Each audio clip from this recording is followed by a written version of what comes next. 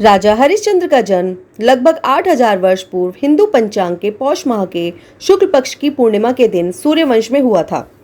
सूर्यवंश को इक्ष्वाकु वंश व रघुवंश के नाम से भी जाना जाता है। भगवान श्री राम राजा हरिश्चंद्र के ही वंशज थे। राजा हरिश्चंद्र के पिता सूर्यवंशी राजा सत्यव्रत थे। राजा हरिश्चंद्र अयोध्या के राजा थे। उनके कुलगुरु महर्षि वशिष्ठ थे। राजा हरिश्चंद्र ने राजसूय यज्ञ करके चारों दिशाओं के राजाओं को रणभूमि में परास्त किया और चक्रवर्ती सम्राट की उपाधि प्राप्त की। वे एक सत्यवादी, निष्ठावान और शक्तिशाली सम्राट थे। उनकी प्रजा सुखी और समृद्ध होने के कारण शांतिपूर्वक जीवन व्यतीत कर रही थी। उनका विवाह तारामती के साथ हुआ था। विवाह के पश्चात बहुत समय तक उनके यहाँ कोई संतान नहीं हुई। संतान प्राप्ति के लिए उनके कुलगुरु वशिष्ठ जी ने यज्ञ करके वरुण देव जी को प्रसन्न करने का उपाय बताया। सम्राट हरिश्चंद्र के यज्ञ से प्रसन्न होकर वरुण देव जी ने उन्हें संतान प्राप्ति का आशीर्वाद दिया।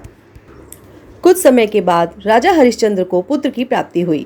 पुत्र का नाम रोहित रखा गया। इसके बाद उनका जीवन अत्यंत सुखमय हो गया।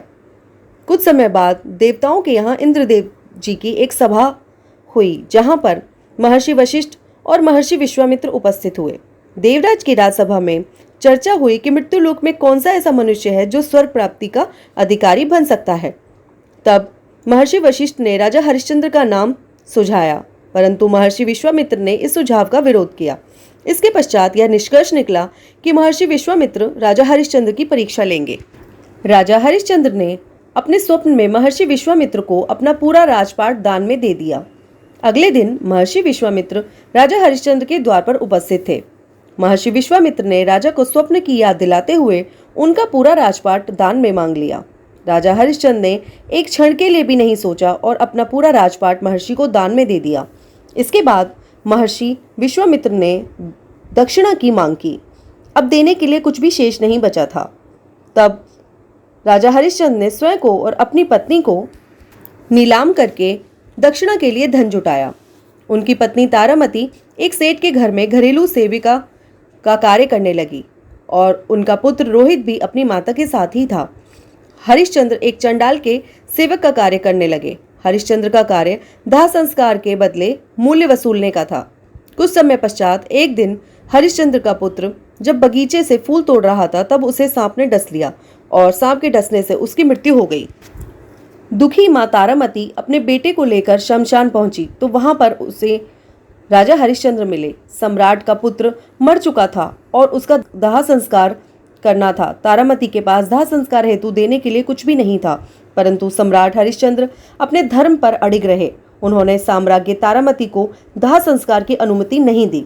साम्राज्ञी ने धर्म के मार्ग में सम्राट का साथ देते हुए अपनी साड़ी का एक भाग फाड़ दिया और उससे दाह संस्कार का मूल्य चुकाने का निर्णय किया। साम्राज्ञी ने जैसे ही अपनी साड़ी फाड़ी, देवताओं ने राजा हरिश्चंद्र की विजय की घोषणा कर दी। महर्षि विश्वामित्र की परीक्षा में राजा हरिश्चंद्र सफल हुए। सभी देवताओं ने प्रसन्न होकर शमशान पर फूलों की वर्षा आरंभ कर दी। वहीं पर महर्षि विश्वामित्र उपस्थित हुए और उन्होंने अभिमंत्रित जल छिड़क कर रोहित को पुनर्जीवित किया।